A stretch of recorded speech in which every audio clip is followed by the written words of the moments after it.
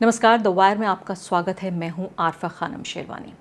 आज का कार्यक्रम करने के लिए मेरे पास कम से कम टॉप 5 सब्जेक्ट्स थे, 5 विषय थे जिन पर मैं बहस कर सकती थी, उनका आकलन कर सकती थी।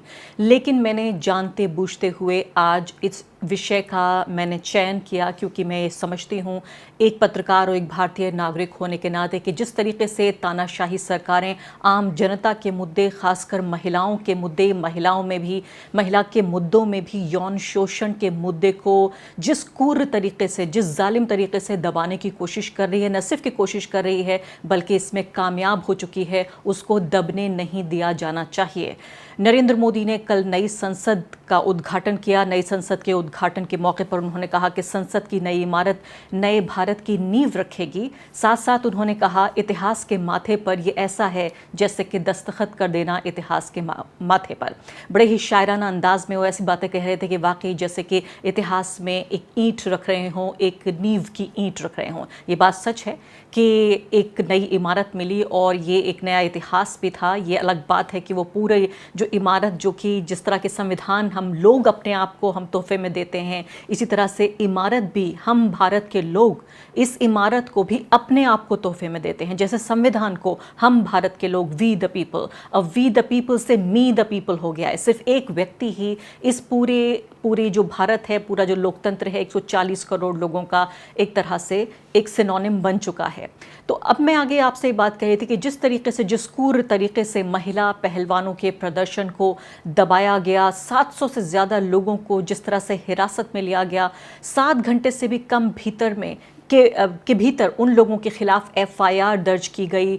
और अभी भी आज समझिए, आपके आज के दिन ये पता नहीं है कि विनेश फोगाट कहाँ है, उनकी बहन संगीता फोगाट कहाँ है, इसके अलावा बजरंग पुनिया कहाँ है। इतने सारे पत्रकार जो कवर कर रहे थे, उनमें से बहुत सारे लोग पता नहीं है इस वक्त वो कहाँ हैं। यानी कि मैं कहती हूँ या तो पुलिस के डर से या जो भी उनकी वजह है, अभी आज की तारीख में पता नहीं है कि ये पहलवान कहाँ हैं। आखिर इनको घंटों तक हिरासत में रखने के बाद, इनके ऊपर गंभीर चार्जेस लगाने के बाद फिर इनको रिलीज किया गया। मैं आपको ये भी बताऊंगी कि दिल्ली पुलिस ने अपनी एफआईआर में किस किस तरह की बातें कही हैं और वाकई ये तकलीफ के साथ साथ हास्यास्पद है जो ये किया गया। लेकिन उससे पहले नरेंद्र मोदी ने कहा है कि ये उभरते और नए भारत की तस्वीर है। ये संसद भवन को उन्होंने कहा कि नए भारत की तस्वीर है। आप एक तरफ नए भारत की तस्वीर देखिए और दूसरी तरफ इस व्यक्ति को आप देखिए, तीसरी तरफ आप ये तस्वीर भी देखिए। ये नए भारत की तस्वीर में क्या ये बृजभूषण शरण सिंह आता है, या फिर इस नए भारत में आम नागरिकों के अधिकार आते हैं, आम नागरिकों की शिकायतें आती हैं। वो आम नागरिक जो महिलाएं हैं, महिलाओं के साथ पहलवान हैं, उन लोगों के साथ यौन शोषण की उन्होंने शिकायतें की हैं। अब से नहीं, 10 साल पुरानी शिकायतें हैं। इस व्यक्ति को देखिए, मुस्कुराता हुआ चेहरा, साफ शफाफ, बिल्कुल ऐसा कुर्ता इसने पहना हुआ है, बेदाग कुर्ता। उसके चेहरे पे ना कोई ज़रा सी भी शिकन है, ना उसके चेहरे पे कोई शिकायत है, ना ज़रा सा उसके चेहरे पे गम है। और दूसरी तरफ आप ये देखिए, जूतों के नीचे दबी हुई वो पहलवान जो कि दुनिया भर में जाके कुश्ती लड़के और हमारे लिए बड़े से बड़े ओलंपिक मेडल्स लेकर आए हैं, देश में भी और देश के बाहर भी जाकर उन्होंने भारतवासियों का सीना चौड़ा किया है, गर्व से हमारा सर ऊंचा किया है। और ये व्यक्ति जिसके खिलाफ एफआईआर सुप्रीम कोर्ट की आदेश के बाद दर्ज की गई, ये खुला घूम रहा है इस नई संसद में। नई सियासत, नए भारत के नए नेता, जो एक गुंडागर्दी की एक जो नई तस्वीर उभर कर सामने आ रही है, महिला विरोधी ये तस्वीर जो सामने आ रही है, उसका एक जीता जागता नमूना ये व्यक्ति नजर आ रहा है। और सीधे तौर पर इस व्यक्ति को आज ये कहना पूरे तरीके से ठीक होगा कि इसको सत्ता का सानिध्य नहीं बल्कि पूरे तरीके से सत्ता का संरक्षण मिला हुआ है। कितने शर्म और अफसोस की बात है ये कि इस नई संसद में, जिसको नए भारत की तस्वीर कहा गया, इतिहास के और सभ्यता के माथे पर एक दस्तखत कहा गया, इसको कहा गया कि ये नए भारत की नींव रख रही है। ये सब कुछ सभ्यता का इतिहास तो ये दिखाएगी ही, ये इमारत, इसके अलावा भविष्य की तमाम उम्मीदें और सपने दिखाएगी। ये उम्मीदें, ये सपने होने जा रहे हैं जिसको नरेंद्र मोदी ने एक लंबा चौड़ा भाषण देके ये इस पूरे संसद की जो पूरे इनॉग्रेशन को, उसके उद्घाटन को सिर्फ अपने बारे में मी my self I me my self करके पूरे उन्होंने एक पूरी जो पिक्चर खींची, पूरा जो वीडियो हमें दिखाया, क्या यही होने जा रहा है? इस व्यक्ति को आप बार बार देखिए किस तरीके से इसका जो आत्मविश्वास है, और दूसरी तरफ रोती हुई ये लड़कियां, ये तस्वीरें आप पहले भी देख चुके हैं, सोशल मीडिया पे वायरल हैं तस्वीरें, लेकिन मैं चाहती हूं कि आज के दिन आप इन तस्वीरों को दोबारा देखें, आप बार बार देखें। आप इसलिए देखें क्योंकि जब आपको ये बताया जा रहा है कि आपको गौरवान्वित होना है, जब आपको ये बताया जा रहा है कि गर्व से आपको आपका सर ऊंचा होना है, जब आपको ये बताया जा रहा है कि देखिए अब तक संविधान धर्मनिरपेक्ष हुआ करता था, सभी धर्मों को बराबरी की बात कही जाती थी, लेकिन आज एक ऐसा प्रधानमंत्री आया जिसने तमाम धर्मों के ऊपर, जिसने संविधान के ऊपर ये लोकतंत्र का मंदिर नहीं बल्कि एक खास धर्म के मंदिर के तौर पर तब्दील कर दिया गया है।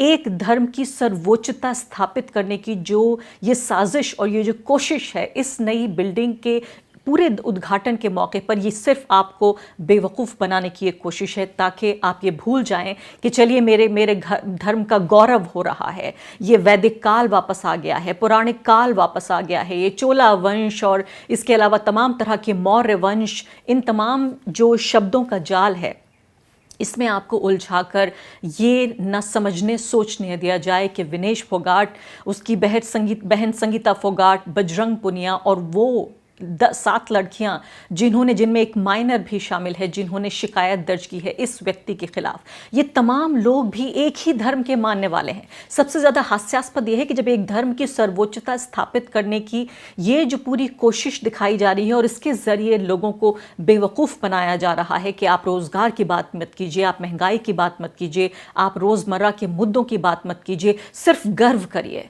सिर्फ जय जयकार करिए, सिर्फ खुश रहिए कि आपके मजहब को एक ऊंचा ओहदा मिल रहा है। तभी मैं आपको इसलिए याद दिलाना चाहती हूँ कि तमाम लोग जो हैं इनमें कोई भी ऐसा नहीं है उस धर्म के का मानने वाला जिनसे आपको नफरत करना सिखाया जा रहा है। तो ऐसे में इस गौरवशाली दिन जिसको नरेंद्र मोदी कह रहे हैं कि नए भारत की ये तस्वीर है, उसमें इन तस्वीरों को आप याद रखिए कि इसी दिन ये नए भारत की गौरवशाली तस्वीर नहीं है, नए भारत की नाइंसाफ़ी की तस्वीर है, ये नए भारत की शर्मिंदगी की तस्वीर है, ये नए भारत की गरिमा रहित तस्वीर है, जहां आम नागरिकों के अधिकार, उनकी आज़ादी, तमाम तरह की चीज़ों पे यानी संविधान के राज के ऊपर एक हम ये देख रहे हैं कि एक धर्म का राज स्थापित करने की कोशिश की जा रही है। कल तो इत्तेफाक से ये भी देखिए आपके सुप्रीम कोर्ट के तमाम जज भी वहाँ पर मौजूद थे, चीफ जस्टिस ऑफ इंडिया को भी बुलाया गया था, वहाँ तमाम गणमान्य लोग मौजूद थे, उनकी मौजूदगी में ये तमाम जो अनइलेक्टेड लोग हैं उनके सामने मैंने कहा आपसे कि एक धर्म को स्थापित करने की कोशिश की गई। इसलिए भी मैंने आज ये कार्यक्रम किया है, इसके बावजूद भी कि आज पूरे दिन इस मामले पर शांति छाई रही है। तस्वीरें देखिए आप, सुबह सुबह अतुल वाले हमारे संवाददाता वहाँ पहुँच गए जंतर मंतर और उन्होंने ये बताया आपको कि किस तरीके से पूरे इलाके को खाली कराया जा चुका है, तंबू उखाड़े जा चुके हैं। पहले की ये तस्वीर देखें जब ये प्रोटेस्ट हो रहा था और अब की ये तस्वीर देखिए जब ये प्रोटेस्ट ख़त्म हो चुका है। और इसके अलावा जो न्यूज़ एजेंसी है ANI, उसके मुताबिक दिल्ली पुलिस की प्रवक्ता सुमन नलवा ने 28 मई को जो पहलवान थे उनको समाप्त करने के लिए कहा था। मैं FIR में भी आपको बताऊंगी कि क्या कहा गया है, और ये कहा गया है कि उनके तमाम अनुरोधों के बावजूद इसका कानून का उल्लंघन किया गया, इसलिए धरने को समाप्त करने का निर्णय लिया गया है, ऐसा कहना है प्रवक्ता का ANI के मुताबिक। और इसके अलावा एक और आप जो वाक्य है इस पर ध्यान दीजिए, उसमें कहा गया है कि अगर पहलवान भविष्य में फिर से धरने के लिए आवेदन देते हैं तो उन्हें जंतर मंतर के अलावा किसी भी अन्य उपयुक्त स्थान पर अनुमति दी जाएगी, यहाँ उनको अनुमति नहीं दी जाएगी। जंतर मंतर पर ये पहलवान दोबारा आकर नारेबाजी नहीं कर सकते, भाषण नहीं दे सकते, अपना धरना प्रदर्शन नहीं कर सकते जंतर मंतर पर। ये भारत की सरकार कह रही है। जब पुलिस कहती है, पुलिस जिस सरकार के मातहत काम कर रही है, गृह मंत्रालय के तहत, सीधे तौर पर ये सरकार कह रही है कि अब जंतर मंतर पर आपको इजाज़त नहीं होगी। FIR में जिस तरह के शब्दों का इस्तेमाल किया आप उन्हें भी देख लें कि किस तरह से टॉप डेमोक्रेटिक इंस्टीट्यूशन जब ये हो रहा है उसको इनॉग्रेट करने का काम हो रहा है, यानी कि शीर्ष लोकतांत्रिक संस्था के उद्घाटन का काम चल रहा है। ऐसे में बर्दाश्त नहीं किया जाएगा कि आप कोई भी खलल डालने की कोशिश करें। प्रेस कॉन्फ्रेंस भी की। इसके अलावा जो सीनियर पुलिस ऑफिसर्स थे उन्होंने कहा कि हमने उनको सूचित करने का काम किया कि जब टॉप डेमोक्रेटिक इंस्टीट्यूशन, उच्च लोकतांत्रिक संस्था का उद्घाटन हो रहा है तो इसमें कोई खलल ना डालें। It is a matter of pride and glory for the nation and it's security and respect would not be compromised. ये बहुत ही गौरव की बात है। मैंने फिर भी बार बार आपसे कहा कि बस गर्व करते रहिए, जो भी कुछ हो रहा है भूल जाइए, सिर्फ गर्व करते रहिए। दिल्ली पुलिस भी गर्व कर रही है। यहाँ पर दिल्ली पुलिस कह रही है कि ये बहुत ही गर्व की बात है और ये गौरव की बात है। It is a matter of pride and glory for the nation. राष्ट्र के लिए ये गर्व और गौरव की बात है और इसमें किसी भी तरह से इस दिन की जो सुरक्षा है और जो उसका आदर है, उस पर किसी तरीके से कोई कॉम्प्रोमाइज़ नहीं किया जाएगा। और प्रोटेस्टर्स को बार बार ये बताया गया, बारहा ये किया गया, उनको नोटिफाई किया गया कि जंतर मंतर पर ही वो रहें, आगे ना बढ़ें। 11:30 बजे बजरंग पुनिया, विनेश फोगाट और साक्षी मलिक ने ये अनाउंस किया और नारेबाजी करने लगे और फर्स्ट जो पुलिस का बैरिकेड था वो वहाँ पहुँच गए। एफआईआर ये सब कुछ कह रही है। जब उन्होंने कहा कि the officers deployed there told them through a public announcement, उन्होंने अनाउंसमेंट सिस्टम के जरिए कहा कि किसी भी तरीके का खलल बर्दाश्त नहीं किया जाएगा। दिल्ली पुलिस आगे कहती है कि किसी भी तरह की डिस्टर्बेंस से जो राष्ट्रीय प्रतिष्ठा है उसको नुकसान पहुंचेगा और इसलिए यानी कि ये जो प्रदर्शनकारी जो महिला पहलवान थी और जो उनके सपोर्टर्स, उनके समर्थक आ रहे थे दिल्ली में एक महिला पंचायत करने के लिए, नागरिकों के पास भी ये मौका होता है जब सरकार एक जश्न मना रही है, एक बड़ा कार्यक्रम कर रही है। क्या सरकार को ही अधिकार है कि वो कार्यक्रम करे? एक लोकतंत्र में मैंने जैसे आपको बताया कि हम भारत के लोग, वी द पीपल नींव हैं इस पूरे लोकतंत्र की, और अगर उन्हें शिकायत है, अगर उन्हें समस्याएं हैं, वो भी इतनी गंभीर समस्या है जिसको लेकर 1 महीने से ज़्यादा वो बैठे हुए हैं यहाँ प्रदर्शन पर, तो उन्हें हक है। और कोई भी चीज़, कोई भी राष्ट्रीय प्रतिष्ठा नागरिक के मसलों से, एक नागरिक का जो अपना अधिकार है या उसकी जो समस्या है उससे ऊपर नहीं है। राष्ट्र की प्रतिष्ठा कोई पेड़ पे बैठी हुई चिड़िया नहीं है